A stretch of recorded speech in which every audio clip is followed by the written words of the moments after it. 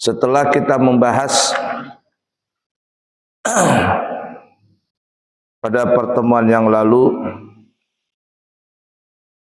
tentang masalah talak, perceraian, talak 1, talak 2, talak 3. Yang perceraian itu adalah yang menuntut perceraian dari pihak suami.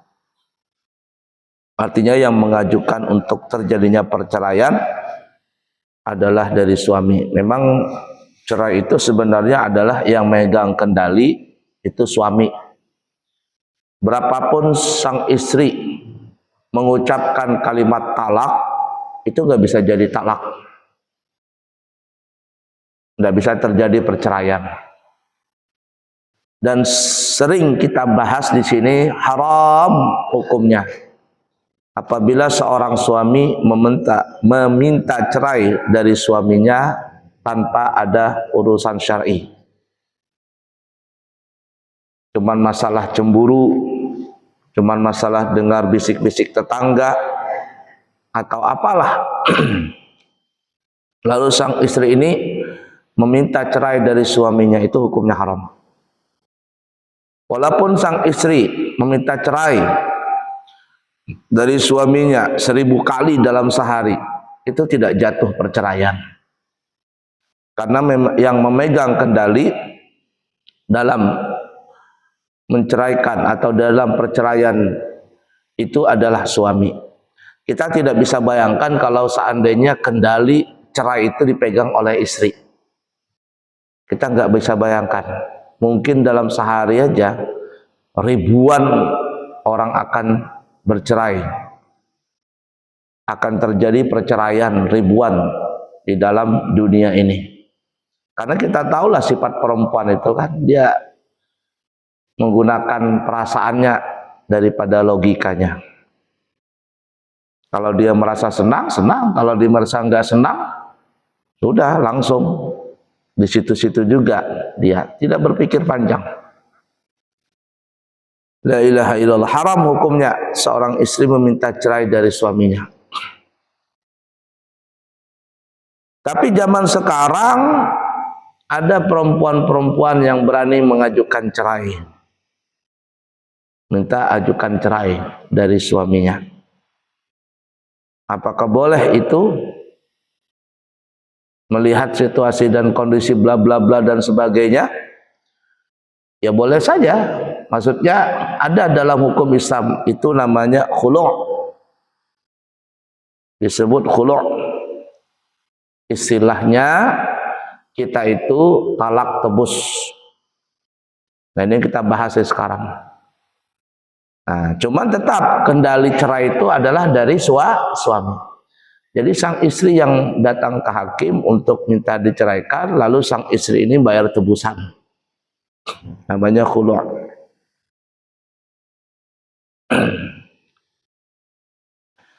Khulu' itu adalah talak tebusan. Talak yang diucapkan oleh suami dengan pembayaran dari pihak istri kepada suami. Jadi suami itu akan menjatuhkan cerai apabila sang istri mau bayar dengan suami. Tapi sekarang ini kalau kita melihat khulu' ini, sang istri itu bayarnya ke pengadilan. 10.000 ke berapa tuh? Nggak tahu juga lah sekarang. Ya.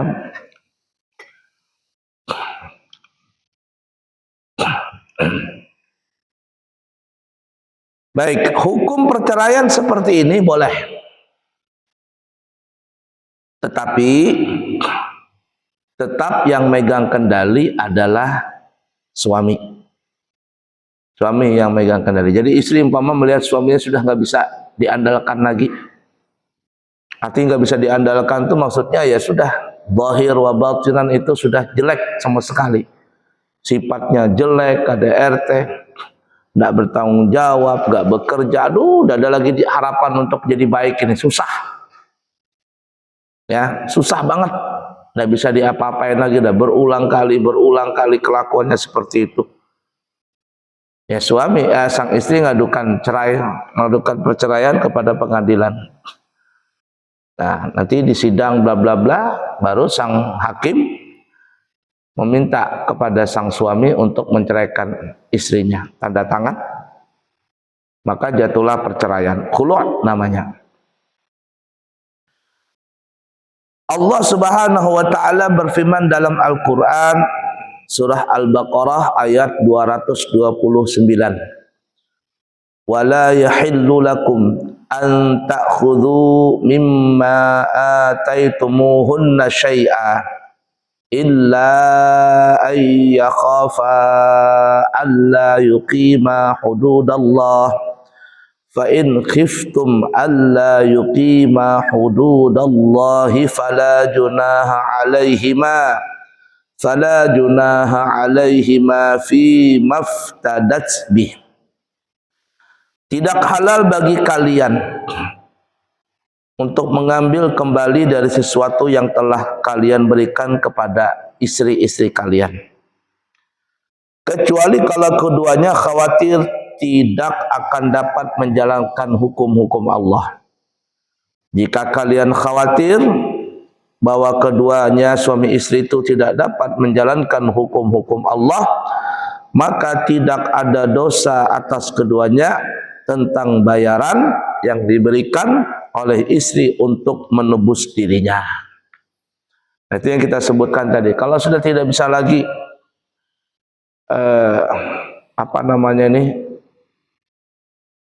pernikahan di rumah tangga itu dipertahankan, ya mau nggak mau sang istri boleh mengajukan perceraian ke pengadilan. Nanti pengadilan akan lihat apa kasusnya ini, panggil istrinya, panggil suaminya, benar nggak begini, ada KDRT, benarkah begini, bla bla bla bla bla seterusnya. Nah, kalau suami membantah, nggak ada katanya, nggak ada seperti itu, ada saksinya nggak, ada saksinya ini, maka tidak bisa terjadi perceraian. Sang pengadilan, sang hakim tidak bisa memutuskan suami ini mencerai istrinya, nggak bisa. Nah, istrinya mengada-ngada saja. Banyak ya perempuan seperti itu perempuan jahat itu ya, mengada-ngada, banyak itu. Kalau ada istri yang mengada-ngada ingin bercerai dari suaminya, berbohong, suaminya difitnah bla bla ini itu. Nah, sang suami ini tidak mau bercerai karena mikirin anaknya. Tidak mau bercerai karena mikirin anaknya. Tapi karena istrinya juga memang sudah nggak cinta lagi dan sebagainya ya. Kalau ada orang curhat tuh sama saya begitu ya, gimana Pak? Kamu tidak melakukan kesalahan kan dalam rumah tangga sebagai suami? Nggak ada Pak. Cuman istri saya aja begitu modelnya. Ya kalau kamu punya istri seperti itu ngapain dipertahankan? Ya, ujung-ujungnya saya ini mikirin anak Pak. Nah ini dia. Memang resiko berat itu dalam perceraian pasti lari ke anak. Lari ke anak. Nah, tapi ada berapa kali orang minta curhat dengan kami begitu kan. Saya istri, mohon maaf ya kata saya, istri kamu tuh sudah jelek sudah. Sholat nggak mau, apa nggak mau, ngapain kamu pertahankan? Ngapain dipertahankan? Tapi ala kulli hal begitulah kita ya, laki-laki itu 1000 kali berpikir kalau ingin bercerai itu 1000 kali. Tapi perempuan dia masa bodoh, senang kalau bercerai itu. Zaman sekarang nih ya Allah banyaknya. Itu yang terjadi di daerah mana tuh di Jawa itu. Setelah diangkat jadi P3N apa istilahnya itu? P3K atau P3N tuh. Rame-rame istri menceraikan suaminya. La ilaha illallah. Kenapa malu punya suami gajinya enggak seperti istri? Dapat SK sang istri langsung ke pengadilan. Itu istri-istri calon neraka ya begitu tuh. Ada yang parah lagi, suaminya bekerja mengkuliahkan istrinya, membiayainya, bla bla seterusnya. Jadi media sosial di daerah Jawa mana itu? Setelah masuk dapat SK P3N atau P3K sekarang istilahnya itu. Istilahnya itulah. langsung cerai sama suaminya, sakit hati suaminya. Kan luar biasa tuh jahatnya istri seperti itu. Ya begitulah perempuan-perempuan zaman sekarang.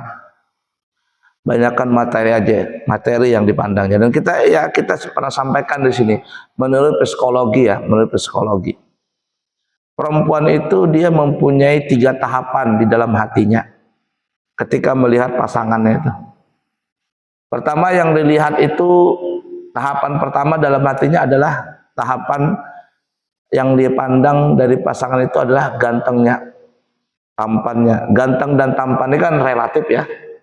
Relatif. Ada perempuan nggak suka perutnya perut laki-laki yang kayak roti balok, nggak suka dia.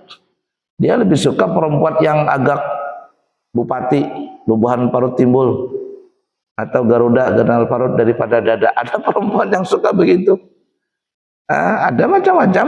Jadi ganteng itu relatif. Cuman memang tahapan pertama seperti itu tuh. Tahapan pertama. Cuman ini bertahan sebentar saja. Sebentar bertahan itu. Nah, masuk tahapan yang kedua. Tahapan kedua, ini yang paling berat nih. Apa itu? Yang dipandang tuh kepada suaminya, pasangannya, bukan lagi gantengnya, bukan lagi tampannya. Mau ganteng, mau tampan, mau cakep, mau hitam, mau putih, masa bodoh. Yang penting apa yang dipikirkan? Duit. Ini paling berat ya ini. Hampir rata-rata kasus tuh banyak di nomor 2 ini. Duit. Pasti sudah itu. Perempuan mulai zaman dulu tuh duit, nggak pernah cukup. Dan itu memang sudah sifat perempuan, wajar itu. Sifat perempuan itu. Oleh karenanya kenikmatan di dalam surga, kenikmatan yang paling tinggi buat laki-laki dengan buat perempuan itu berbeda. Kalau laki-laki kenikmatan yang paling dia banggakan adalah bidadari. Bidadari. Makanya Allah tuh banyak memberikan bidadari kepada laki-laki. Bahkan ada yang mengatakan apabila laki-laki itu bujang, apabila laki-laki itu pernah menikah di dunia ini, lalu masuk surga, ini ada yang mengatakan, tapi wallah di mana riwayatnya ya. Guru-guru sering menceritakan itu. Maka Allah akan memberikan laki-laki yang masuk surga itu sebanyak 1000 bidadari. Ini kita ini yang sudah pernah menikah, kalau masuk surga, Allah akan berikan 1000 bidadari. Jangan kita pikir gimana cara menggilirnya. Gampang aja di saat di akhirat tuh. Gak perlu pakai obat ini, obat itu. Itu 1000 bidadari. Makanya kalau ada nih ya, memang disebutkan dalam riwayat tuh. Kalau ada nih di dunia ini, istri berani dengan suaminya. Istri berani dengan suaminya, berkacak pinggang lah, menunjuk-nunjuk lah. Bidadari itu bilang dia akan marah di surga. Kenapa kau sakitin suami kita? Dia bilang kita tuh, suami kamu, kenapa kamu sakitin? Kalau kamu begitu terus, mudah-mudahan kamu bercerai saja dari suamimu. Kami aja yang ngambil alih nanti di surga. Saking marah dia, dicemburu bidadari di surga. Kalau ada seorang istri di dunia ini, mencaci-caci suaminya, marah itu bidadari di surga. Memang disebutkan dalam riwayat seperti itu. Tapi kalau ada istri yang baik dengan suaminya, bidadari di surga mendoakan, dan bahasa kitanya tuntung pandang, jadi orang Banjar ya, wajah sampai ke puting, dunia akhirat bersatu, nanti kita berkumpulan di akhirat berataan. Didoakan sama bidadari. Nah itu kalau laki-laki yang menikah 1000. Kalau laki-laki bujangan meninggal dunia nih, seumur-umur belum pernah menikah, meninggal dunia, maka dikatakan akan diberikan 12.000 bidadari. Nah ada 2.000 tambahan. Kenapa? Karena belum pernah menikah di dunia. Nah itu yang terhitung. Belum lagi yang tidak terhitung. Yang bonus-bonus itu, ada yang mengatakan siapa yang membersihkan atau menghilangkan kotoran di dalam masjid, satu kotoran di dalam masjid, ada benang kah, ada debu kah, atau apa begitu, ada gelas minum kita, ada gelas berhamburan, ada yang mengutin itu, buang tempat sampah, satu kotoran Allah akan gantikan 1 bidadari. Nah itu makanya kalau mau tahu nanti siapa yang paling banyak bini di dalam surga, itu adalah Budi. Budi paling banyak bini. Karena dia bersihkan terus masjid di Al-Mutmainah ini. Bismillah. La ilaha illallah. Nah itu ya perempuan tadi. Jadi nggak boleh. Nah kecuali kalau memang ada udzur syar'i. Ada udzur syar'i maka nggak apa-apa. Perempuan itu mengajukan cerai. Ya tadi ini tadi kan. Fa in khiftum alla yuqima hududallah. Nah, kalau seandainya ya tidak dapat menjalankan hukum-hukum Allah lagi, suami istri ini tidak dapat menjalankan hukum-hukum Allah, tidak ada lagi lah. Pokoknya sang istri itu memang betul-betul tersakiti di dalam rumah tangga. Istri boleh mengajukan cerai kepada hakim, bayar tebusan kepada suaminya, selesai. Si hakim bilang ceraikan istrimu. Sepakat suami, oh ya berapa tebusannya? 1 juta. Ya sudah tidak apa-apa, 1 juta katanya. Sang suami lalu mengucapkan cerai. Tapi kalau sang suami ini tidak mengucapkan cerai, nggak jatuh-jatuh cerai itu.